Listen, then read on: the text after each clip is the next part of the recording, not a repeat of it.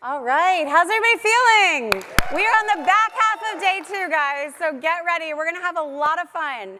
So Shutterstock, as you may have heard in the keynote yesterday, we're a content company. So do you guys mind, speaking of content, if we just grab a quick selfie with you guys for content? Is that good?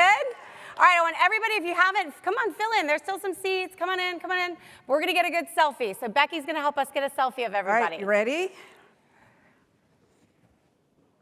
All right, say FinOps.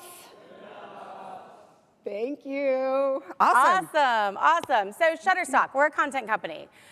We have evolved. We started with stock content. We have video. We have 3D with Turbo Squid. We now have templates with Envato. Have you guys heard of Giphy? Do you guys ever send GIFs to your friends and they're really funny?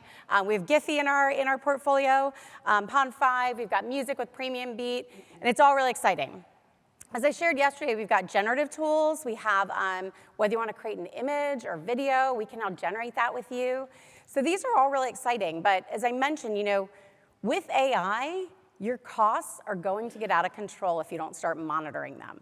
And so how do we do that, right? So I think a lot of it is really getting it into the hands of your stakeholders. And our stakeholder landscape has changed tremendously as we dove into the AI world. So making sure our stakeholders and business users understand the costs. It's not just a tech problem anymore. It's not a CTO problem. It is a company problem. So really getting that into the hands of our stakeholders. It's not optional anymore. We need them to understand it so that they can help make sure they're putting that into their strategy moving forward. So as you heard, Courtney Totten, I'm CTO as well as CISO for Shutterstock. I've been here for 3 years. It's been an amazing ride, and I will say that I've heard a lot of different organization models, and we actually have our FinOps organization within the CTO org, which I think is great. Becky is a direct report to me. Her peers lead engineering, they lead infrastructure, and they lead cyber. So she has direct access for accountability model that really helps us get stuff done and drive costs down. So I find that's really helpful. And then also access to our business stakeholders, my peers, as well as our CFO. We do regular meetings with them, and we're gonna show you some tangible things that you can take home and hopefully start implementing in your organization as well. AI, obviously we started in a cloud FinOps space. We've changed the name of the team. We're now AI and Cloud FinOps. We do a lot of other things too. I just send everything Becky's way that we need help with. So with that, Becky, you want to give an intro? Absolutely. My name is Becky Canterbury. I am Senior Manager of Business Operations and AI and Cloud FinOps. I've been working with Shutterstock for over 8 years now doing FinOps, and it has evolved. Overall, I've been doing FinOps for over 15 years now in different industries. I do want to talk a little bit about our journey. So we just didn't get to where we are now overnight. It's been a long journey. So going back to 2017 is when I joined as a project manager. There was a cloud architect. At that time, we were moving wholeheartedly from the data center into the cloud. In 18 months, we moved every single service. Now, you can imagine as a FinOps team what we were doing. It was all about being reactive, getting governance under control, and really working individually with the teams, a lot on training as well. This is a new environment. You don't do the same things in the cloud as you did in the data centers. Now that evolved over time to be a well-oiled machine. We were always improving, but we weren't in that beginning stage of everybody moving. We did add in, at that point, business operations into our world. That was huge. So I managed the budget for infrastructure and security. And now with that cloud piece in there, I can see how that is truly impacting the bottom line. Because cloud often is one of your bigger spends in the company. And so being able to see that and see how the different levers are within cloud, but also our other SaaS products, right? What can we put through the marketplace? I had all those visibility, I had all this additional visibility that I didn't have before. Now one day, Courtney came to me and said, you know what? Our observability costs are through the roof. Can the FinOps team figure out what's going on and manage this and get the cost down? And of course I said yes, that seems to be what I do. And we got a hold of the cost, started reporting, because again, visibility is a big piece of our job as FinOps. So providing that visibility, working with the teams, we were able to get that cost down. Fast forward to about 2 years ago, And we started tracking FinOps for AI. AI became part of our lives. It was a natural progression for us, and we're going to talk about what we do regarding FinOps for AI here in this conversation. I'm hoping you'll be able to take literally something away from this and implement it over the next weeks, months, years. As we evolve, even since the slide deck, we have evolved.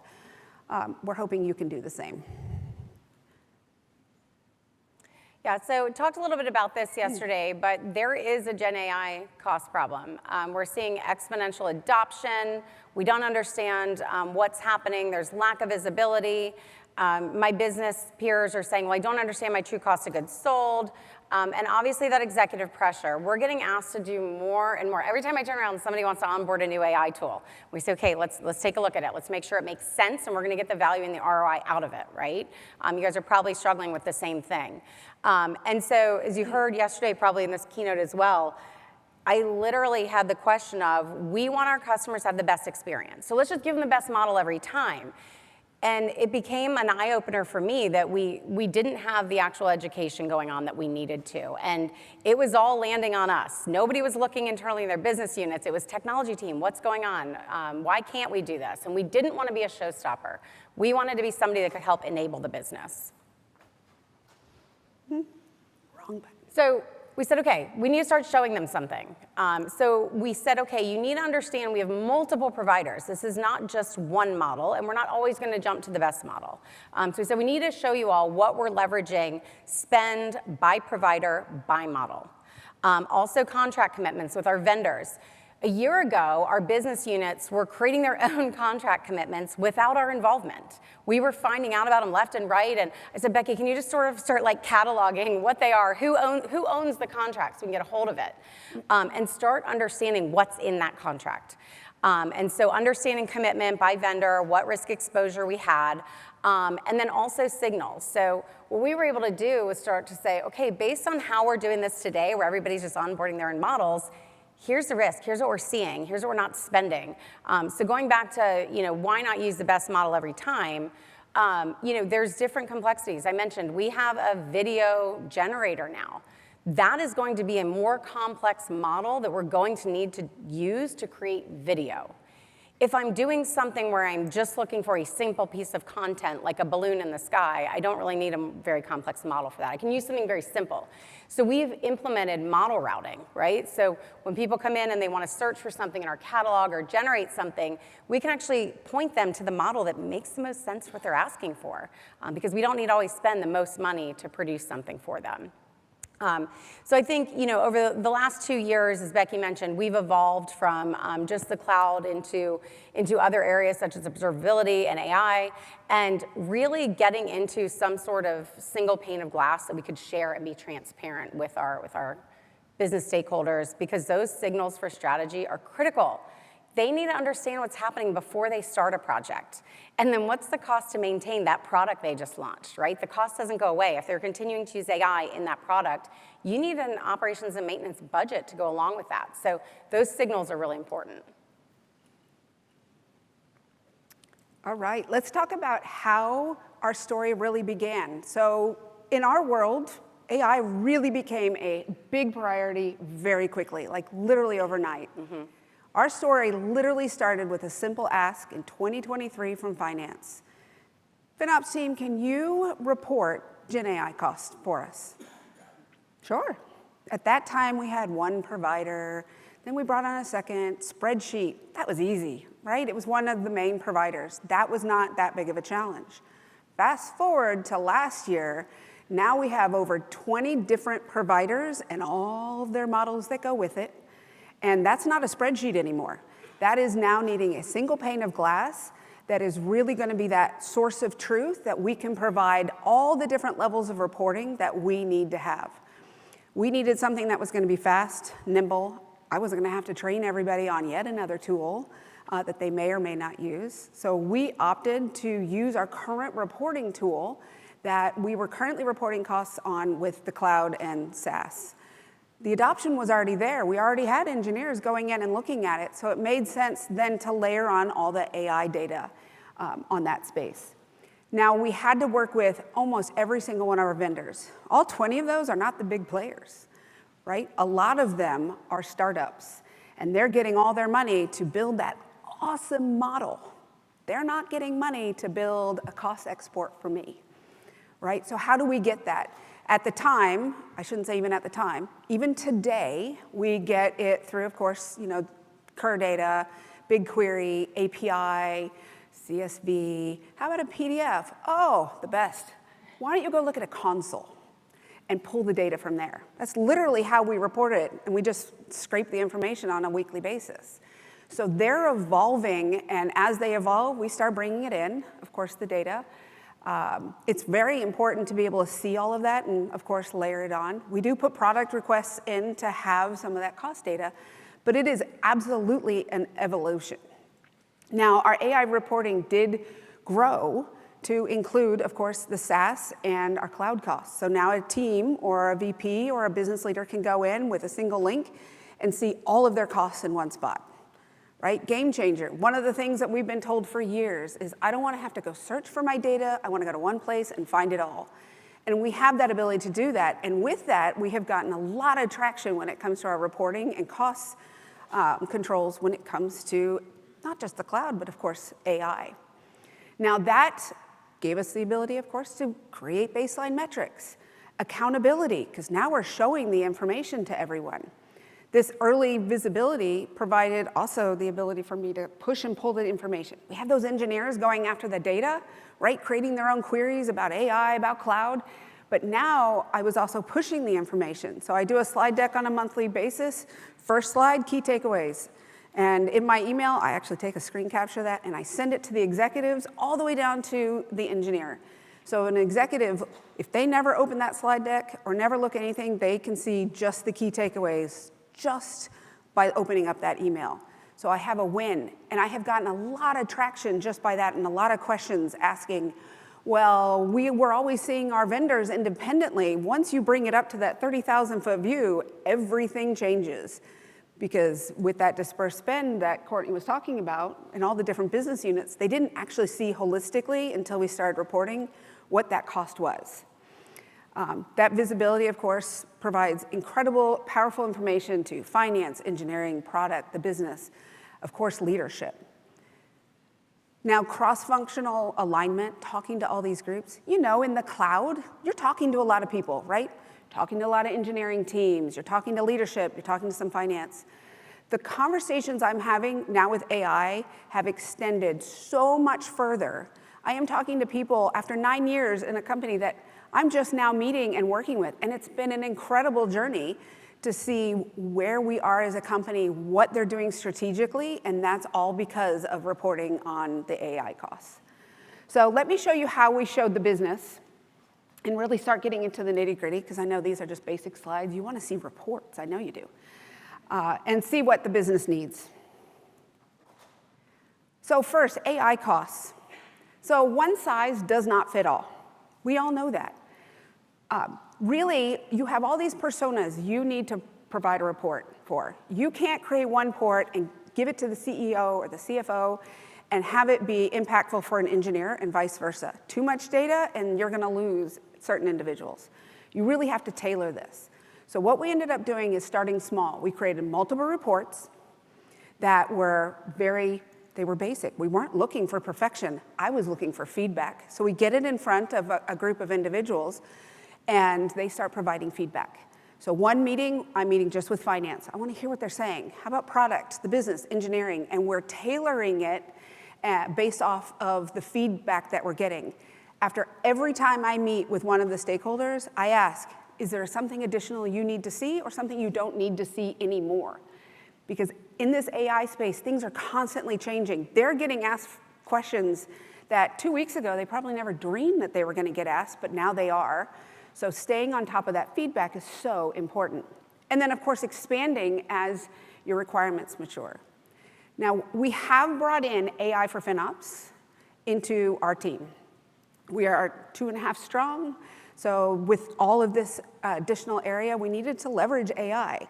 Now we use Codex and an MCP server to create reports, like literally on the fly. Within 5 minutes, go get a glass of water, come back. I have a report that I can provide to executives or to engineering based off of what they need. They provide feedback, and I can very quickly make the changes that they need. So incorporating some of these tools that you're hearing so much about today is so important to really streamline your life. Because if you're like us, more and more keeps coming your way, but the team size isn't growing. So how do you do more with less? And we're utilizing AI to do that. Now, AI reporting needs, as we know, finance, they want to know that actual versus forecast, right? They want to see where we're going in our spend. Whereas leadership really cares about that strategic, like what are our costs so they can set that strategic direction for AI within the company. Product, of course, they really want to see how the AI costs and the customer engagement is as they put out new features. How does that work? And then, of course, engineering, they want that detail, that model level, the token level. They want to see how it all interacts and how it's reacting. Throughout this, again, can't say enough about collaborating with everyone in this sphere of AI is so important to continue to move this forward. Yeah, I think the human element is really important. Becky mentioned the follow-up. Don't just send a report and hope they're going to read it. Send a report, follow up. Was that what you were looking for? Are you getting what you need? And really making sure you're moving from just tracking to insights and something that's actually helping them down the line. I think what we're seeing is my peers are going in and asking for things. They're saying, oh, I didn't realize it was costing this. Now I need to change something. So my peers are becoming an accountable party in the process, which is great. It's not just a technology issue anymore. One example, we have every single piece of content that comes into our library has to be reviewed. It has to be assessed, and usually that's by humans. They have to look for, are there brands on there? We don't want to, infringe on any copyright issues, right? We don't want to make, you don't want a Mercedes logo coming in if we're not allowed to have that. We also have some pictures come in that we don't want in our library. It's not appropriate. So we have humans doing all that work. Well, that's quite expensive. And what we found is we're getting more and more content in that we can keep up with. Our humans can't keep up with the volume with AI. We also have to be able to detect generated content. And what we found is there's an AI provider for that, right? So one of my peers came up to me and said, I wonder if I could save money and not continue to onboard people because it's expensive. Could we just move to a tool to help do the first line of defense for review? So my peers are starting to think about, well, what can I do? What can I bring in to help the problem? And it's been a game changer. Now our first line of review is done by an AI tool, and our own team is also building something to assist that tool to be even better, so that the last line of defense is the human. The human is not step one, they are like the last mile. So they're doing that last review, and that's my peer who's coming up with these ideas, because what he realized is he can't just keep onboarding people after people after people, but this one tool for the cost of one person could actually help with 80% of our content flowing through. So that's exciting. So I feel like we're talking more in depth about the cost of what we're doing and how tools can help us, but also how tools can really hurt on the cost side of things. So we're having better overall conversations, no matter what product, no matter what project it is. It's usually me and two of my peers on every product or every project we're working on. So it's definitely, that collaboration is huge. It is. So there's a couple principles that guide us, and they're very similar to what we do with the cloud as well. Start simple, be nimble, be quick. We have to move fast in this space. If you look for perfection, it's never going to happen. Really, you want that single pane of glass. Don't make engineers or leadership or anyone in between have to go to multiple data sources. They're not going to do it. You're much better off if you combine it all in one spot and really be able to say, here's our 30,000-foot view all the way down to that 500-foot view. Design for decisions. So that way, your C-suite, your executives are able to make decisions based off of the data you're providing. It's just not information, it is truly strategic. And then communication is key. You're gonna hear this a lot from us. We talk to a lot of people on a regular basis. I talk to the stakeholders every single month and show them their costs every month. We talk about roadmap. What happened last month? What, if we had any spikes in our costs, why? Or the opposite, if costs went down, why? So that way I can tell the story to finance what's going on, and I can talk about to leadership These are the things that happen. This is what happened to our costs. So there's that cause and effect.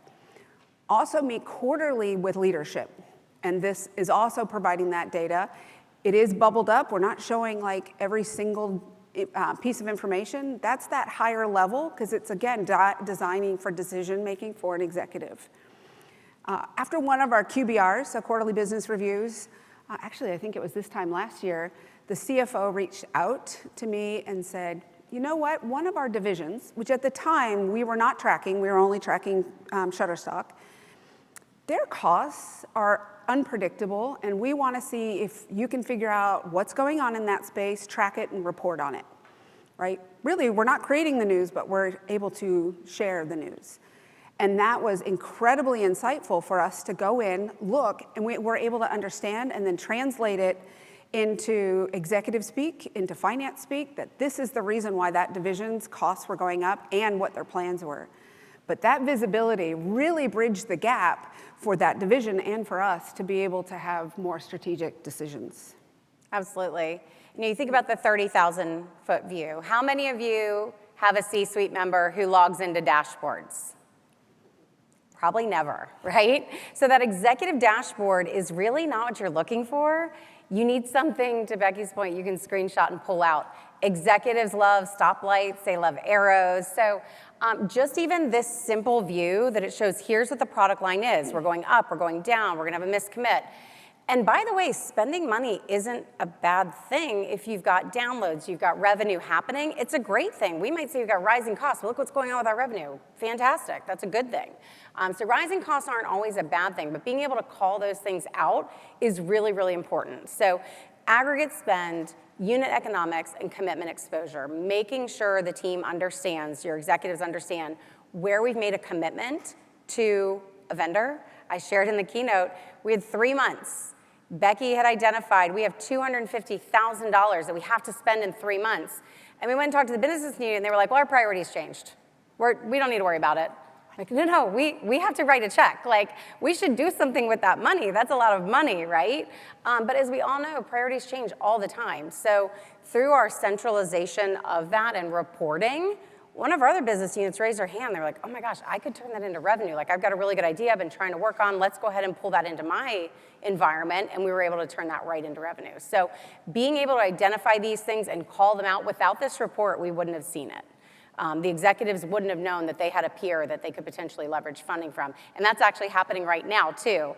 We've got a situation where we need more license of something, and another group has extra licenses. So we're having those conversations, and we're saying, hey, we'll use your licenses. We'll definitely be able to use them. So share it. I think your executive team members, it's amazing. If you can give them a one-pager, something quick hit, 3-4 bullets, super, super helpful. All right. Now, when you saw our 30,000-foot view, so that's literally a screen capture of what I send executives all the way down, right? So that one screen capture was it. Well, now let's start diving more into that 5,000-foot view. This is where the detail starts coming in, right? So this is different audience, different report, but it's the exact same data, right? So I'm going to slice and dice this data about 1,000 different ways and provide it depending on who I'm talking to. Now, in this case, it's really finance wants to know, where's your forecast? Where's our actuals? How things are trending? As part of this report that's provided monthly, they can see the trends. They can also get immediate feedback because this is updated a couple times during the day. They can check out new functionality. If we dropped a new piece of functionality or new licensing, how did it impact our costs? We can see that here. But also trends on seasonality. This is fairly new. We don't have years upon years upon years of Gen AI data for video and image to know truly how our costs are going to go. Are the winter holidays truly where our spend is increasing because everyone's out there creating videos and images? Or maybe it's during the summer when that's when actually marketing is starting to work on their fall and winter campaigns. Or maybe it's Mother's Day or Easter or pick a holiday. But we need to be able to see those trends to continue to get better at our forecasting. And what we've noticed is I do have a baseline spend, and I am able to forecast that, and that is pretty darn close every month. And then when they release new features, functionality, I know about it because I'm having all these conversations, so we are able to tell finance we are expecting a spike. Because so much of our AI usage is customer-driven, it is hard to pinpoint exactly what that is going to be. But it is interesting to see how potentially different features, marketing campaigns actually impact us. For example, we just released this year the Gen AI for video. You saw during the keynote, kind of our splash reel on that. We were asked before it happened, can you start tracking our costs? So we had Gen AI for video, not included yet, just the image. So we were able to get that cost. Now we're adding in the video. What is that increase? And we're starting to track that. We track via downloads during generations, because downloads are the part of the revenue, right? Generations, they're just, it's kind of like when you're in a chat tool and you keep asking it questions and it keeps spitting things out. Well, we're doing the same things with the images until it's right. Yep. So the impact of just this graph is my starting slide when I meet with the stakeholders. Now moving on, we're going to go down another level. Unit economics. You've heard tons about this during this conference. It is so important. For us, it's really showing our costs per image, per video, download, generation. What's that usage? We overlay on our costs what exactly those numbers are. So we can see those trends.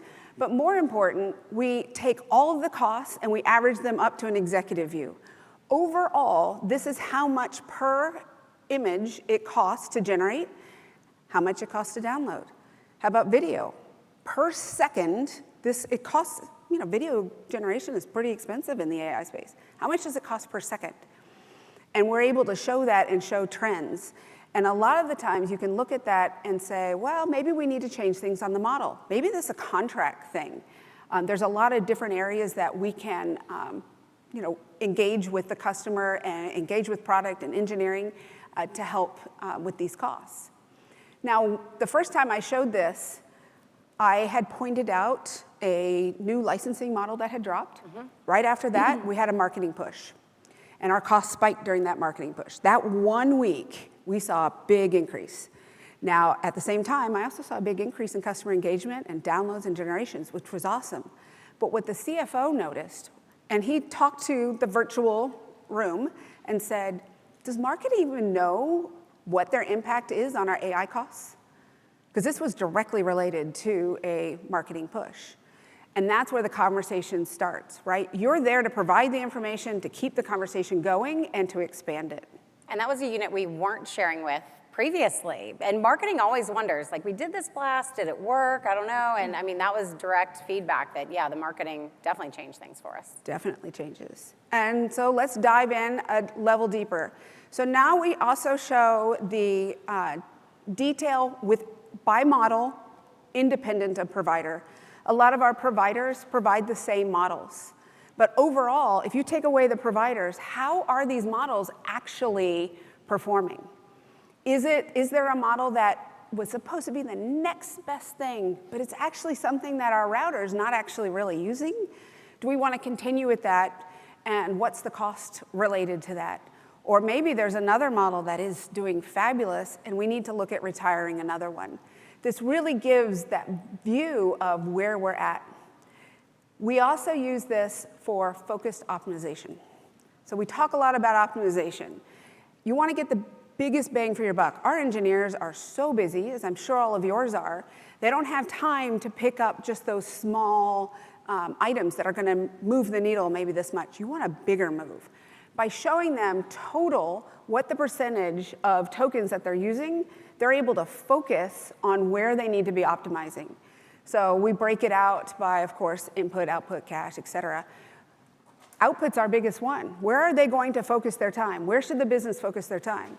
It's not going to be that 1%. It needs to be that 70, 80, and sometimes even the high as 90% of our token usage is output. So it really helps focus that optimization into the right spot when you don't have a whole lot of time. Now, final, as low as we can go, this is where engineering is right on it. We are showing by provider, by model, by month, what their spend is, and then what that percent change is. So they can see as we're using different models, because you get that great model, and then 2 weeks later, there's another great model and you're not using that one. How are we trending? How are these really performing? And is our router picking the correct model for what the request is? If it's just a dog, you're not gonna pick the Ferrari, and if you are, we need to change it. A dog needs a moped, to be honest. So looking at this, we were sharing this with our director of AI, and the first time we did it, he looked, and I have actually the line called out. He said, wait a second, nobody's supposed to be using this model right now. We're gonna be using that next month. I need to find out who's using it and why. So that's exactly what he did. And then we met again a couple months later, and it was actually just the opposite. They should be using these models. We're looking at retiring some of these other ones. They need to be using this. So this gives just a quick glance of where your model usage is and how you're trending over time. And of course, anything that's really big change, I'm gonna be asking in the meeting, or if it's super big and it continues to go up, I'm gonna be hitting them with a Slack message. Hey, did you know that this model is going up by 5,000% in the last day? Again, great anomaly checks here as well. This again is updated on a regular basis, and people can go into our tooling and see what this is. So really powerful to get down to this level. Now, I'm not giving this to a C-suite, but this is fabulous for engineers and their managers. Yeah, the leaders have a hard time understanding what every engineer on their team's doing day in, day out. So it's a great way to, again, enable them to hold their team accountable, too, on what they're working on. So it's helpful. Especially when you see a big spike and you're like, what are they doing? We can't stop without talking about governance. So with governance within Shutterstock, as a whole, as a company, we have very strong governance policies around what you can do with your AI, where you can implement it, the information you can share. There's training. There's, of course, the employee sign-off, right, of you understand the rules and thou shalt not. We have that really good for the company. Now, engineering requires an additional governance model above that. And in the beginning, we had AI pretty much just in a single team, and they self-managed. They were creating their own policies, and over time, that has absolutely been growing, that governance model. They had a lot of early challenges and governance gaps, and I want to say they don't have these anymore, but they do, because again, that little startup that just popped up and has the amazing, sometimes they have weak controls, right? We have weak controls, manual keys, limited visibility. We have vendor immaturity, like a lot, and that's okay. We'll grow with them. And to this day, vendor accountability remains absolutely critical for where we are on our governance spectrum. Now, policies, with that initial team that they were creating those, they are now bringing in more engineers and architects as AI is spreading throughout the engineering space. They're the ones that are creating the policies. So we have great buy-in because they created them. They own them. They're updating them. They are making the changes based off as the community, as the technology is changing, they're updating their own policies. That doesn't necessarily fit in our world. We know about it, don't get me wrong, we know about it, we can provide feedback, but having it live within the engineers has really accelerated that buy-in, and that's so important. Just the last few months, we've had an absolute game changer where we now have an AI gateway implementation. This has centralized all of our access, which is incredible. One stop. Yep. No longer are you chasing keys. Oh, somebody left. Where's their key? Or they changed teams. The centralized access is so important. We have usage tracking now down to the person, down to the product, feature, team. So we're able to really deep dive and into that information more. And honestly, over the next few months, we're going to be building reports, again, taking our own advice. Start simple, provide reports out to individuals and see what they need and continue to grow on those. That's going to be happening. We'll have budgets as part of that. Now, as part of your governance space, you cannot overlook training and the engineering culture. Courtney has created an incredibly strong culture and training environment within Shutterstock engineering. And it has been a game changer with how fast I think we've been moving. We lean very heavily on our vendors. She has a mentoring program that she set up, both for technology and for AI. We just finished a hackathon a couple weeks ago. Oh my gosh, that hackathon was incredible. And it all started with the team. The team said, hey, I think we need to come up with a standardized way of how we're gonna do things here. And so we set up a center of excellence. And that center of excellence has multiple teams involved in it. And we created a train the trainer. They came up with the rules, we all blessed them, and then we started a training program within AI. So we took a group of about 5 people, and then the idea was each one of those 5 people had to go train 3 people. And then it just started flowing down throughout the organization, but it was engineer-led. It wasn't Becky coming and saying, here's the things you need to do. They came up with what they thought made sense. So it was amazing to see the culture and how many people jumped in and were like, this is exactly what we need to do. And a hackathon, if you haven't done one, highly recommend it. We hosted a week-long hackathon where we said no meetings, just go hack away, come up with an idea, and then at the end, we're gonna do a demonstration. We opened it up to the whole company. We had people who had never touched an AI tool in their life that now know how to use these tools. So it's been really exciting to see. Some of those things we built, we've integrated into internal workflows and things to make our everyday users' life easier, maybe our finance team. And then there's other things we've actually put into our product line. So the team developed within a 3-day working period. It was amazing. So definitely, this is not just FinOps. This is an organization thing. So the more and more of these types of things you can do to help drive the culture of governance. We also now have a group that's pulling together an inventory of every use case. So from an audit perspective, our audit team's happy. But all of these things came because of some of the visibility and the transparency we were sharing, that now the engineers are jumping in building these things. And I think outside of that, our finance team has really jumped in. Becky's been sharing so much with our CFO that he set out a mandate. I shared it at the keynote. I think, Becky, you were surprised. The CFO sent out a message and said, moving forward, no AI tools unless it goes through the FinOps team. So now everything's going through Becky. Every contract renewal, everything the team's looking to do now funnels through Becky.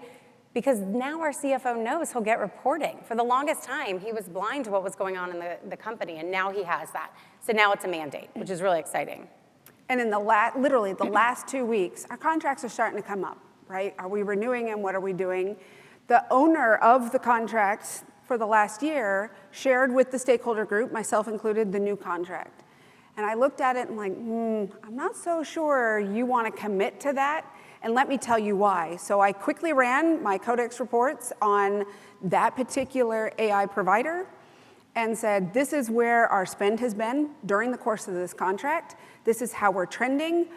We're showing that we're like right on, if not a little bit below commitment. Maybe we don't want to do this, especially based off the conversations I've had with other parts of the business that are using this. And based off of that, they went back, negotiated with the contract with the vendor, and ultimately we saved $500,000 on just that contract alone that if we would have signed it, we would have been committed to. So now it's, I'm starting to educate with how to do some of these contracts. Just don't take what you had last year, because the models are changing. Who's to say that today, you even mentioned it, today, it's an awesome model. Next week, maybe not so much. Yep. So, and we have one currently that's currently happening now, another contract that's coming up that I'm doing the same thing and providing the data for them to make the decision. Yep. I'm not making the decision, but I'm empowering someone else to. Absolutely. So we've talked a lot today, and I think what visibility changed, why it matters. We now have cost transparency on a regular cadence. The team is used to getting it. So now it's enabling faster decisions. When they're asked by the CFO, well, hold on, you want to launch this new product, what's your cost going to be? They can now answer that, and it's leading to faster decisions for the business, and therefore the leaders are confident in what we're doing. And I think, the other thing, we've talked a lot about engineering. I really want to talk about, we have a 2.5-person FinOps team. We're not big, but my whole entire engineering organization is committed to working on this same problem. So one of my engineers said, hey, we're talking with these 2 big companies about this new model to satisfy some use cases for us. And he said, I know you're the CISO too, but I know there's security concerns, but I'd love to take a look at this open source model. I was like, sorry, what? Open source? I don't think so. And he said, no, but I really think we can save costs. I said, okay, why don't you and the group go POC it, come back to me. With them taking on the project on their own and the initiative, they went out and they were able to pull in the security team, work through a model that made sense, and now we were able to take a look at it, and it was going to be, 76% cheaper than one of the models and 97% cheaper than the other, for us to spend some human time building out some guardrails and controls around this open source model for us. Well, then we had to go to legal, and our first line of defense was, no, can't approve that, nope. I said, okay, guess what? You don't get to make that decision. We're going to the CEO and our general counsel. So we went to the CEO, general counsel, and our CFO. I said, hey, here it is. And we've thought through all the risks. We've gone through this, and this is what we did about it, and it's cheaper. And they said, oh my gosh, go. It was a 10-minute conversation. So I had an engineer that just started thinking outside the box, and he knew budgets are tight. I got to think differently, and just came up with the idea on his own. So he understood the cost of what it was going to take to use those two larger models, and he said no. So it was really cool to see that empowerment. So I think where I would say, takeaways, visibility first, just get started. Focus on optimization later, consistency, I can't say it enough. Send the report, do the follow-up, make sure you're having the conversation regularly, because if you don't, it just becomes another email or another message that they're going to ignore. You need to do the follow-up. It'll drive decisions for sure. And then accountability over friction. We really want to show the team that we're helping empower them to make decisions and to do the things they want to do. It's not a blame game, right? So leaderboards are out, showcasing things and transparency are in. And then start simple, iterate fast, and you will evolve as you go. I'm telling you, the things that literally, when we started this presentation, Becky and I started this presentation, I think back in February, and I remember saying, we're gonna have so many different stories by the time we get to June, and just in the last 2 weeks, we've had several more stories that have come up in our organization. So evolve as you go. I think the biggest thing is just get started if you haven't, and we're here. Happy to talk with any of you. Becky and Bill in the crowd, they know so much about this topic. Please pick their brains. All right. With that, I don't think we have questions. Thank you both for your presentation. I really liked how you went from high altitude or on the leadership visibility to the low level token details. And I'm just curious about the fact if you are tracking and reporting on some KPIs. I know you showed some input, output, caching tokens. Some KPIs, maybe like input to output ratios or caching percentages that point to not only what we're spending on, but whether or not we are actually selecting the right models for the right workloads. Is that something that you're already tracking and getting some insights on? Do you want to take that one? Yeah, so I think a lot of questions in there. So KPIs, metrics, and are we doing what we said we were going to do, right? Being able to hold people accountable. And I would say yes. I think what we're seeing now is we're able to say, okay, this is the idea we have. This is what we want to do. And our CFO is saying, okay, well, how much is that going to cost? And we're now able to provide an expected cost for what they want to do, and we're able to track that. So I think that's huge. From a KPIs and metrics, that's work we're working on with our product team to make sure that they're getting the value on their side. Absolutely. Thank you. Yeah. Brilliant. Last big thank you for the guys there. Thank you, guys. Thank you. It's been a pleasure. Hey everyone, producer Andrew here. Thanks for watching. Check out the rest of our channel for more FinOps content. Like, subscribe, and leave questions and comments for our speakers. We appreciate your support.